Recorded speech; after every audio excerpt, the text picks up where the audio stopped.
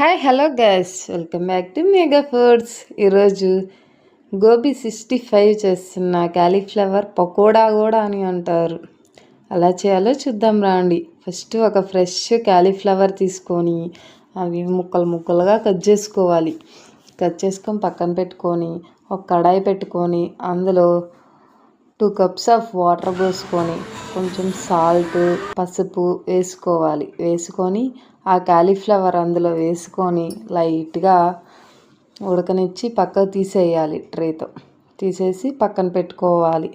ఈలోపు ఇంకో బౌల్ తీసుకొని అందులో పొడి బియ్యం పిండి 1 టేబుల్ స్పూన్ మైదా పిండి వేసుకోవాలి.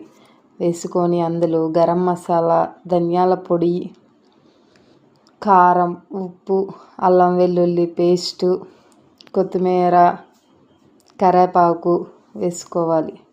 వేసుకొని కొంచెం వాటర్ పోసుకొని మిక్స్ చేసుకోవాలి. ఫుడ్ కలర్ కూడా ఉంటే ఫుడ్ కలర్ వేసుకోండి. చిన్నపిల్లలకైతే అవాయిడ్ చేయండి ఫుడ్ కలర్ కూడా వేసుకొని బాగా కలుపుకోవాలి.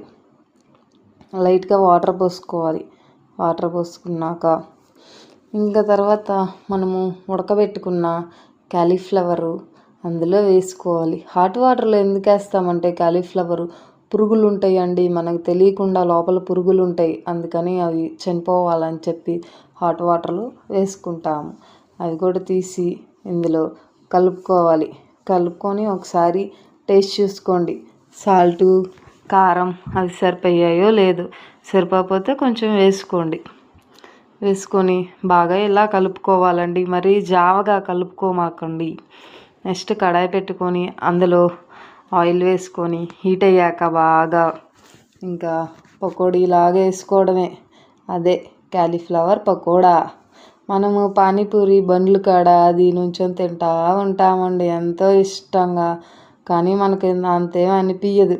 అదే మనం ఇంట్లో చేసుకొని తింటే ఎంతో టేస్టీగా ఉండిద్ది.